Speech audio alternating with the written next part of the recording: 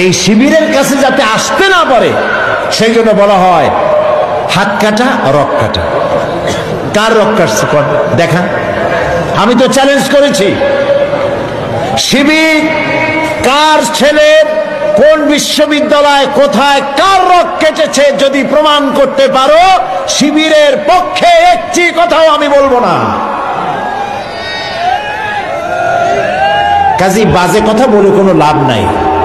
এইসব কথা বলে ইসলামী আন্দোলনকে ঠেকানো যাবে না। ঠেকানো যাবে যাবে না। যতই এই যে 15 দল 20 দল 22 দল একসাথে হচ্ছে না ভাই, বড় বড় এক একটা শূন্য, 0 + 0 + 0 + 0 ফ্রম খুলনা টু ঢাকা ইজিক্যাল টু কত?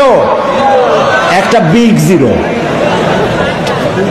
এই সব বামেদের নেতারা, যত নেতা আছে, আমি চ্যালেঞ্জ করলাম, নিজের জন্মভূমিতেও যদি দাঁড়ায় 100% জামানত বাজেয়াপ্ত হবে, একটাও পার্লামেন্টের সদস্য হতে পারবে না। কাজী এগুলি নিয়ে দল করিয়া, বড় বড় দল দেখাইয়া ইসলামের বিরুদ্ধে কথা বলিয়া কোনো পার পাওয়া যাবে না ইনশাআল্লাহ। বলেন ইনশাআল্লাহ।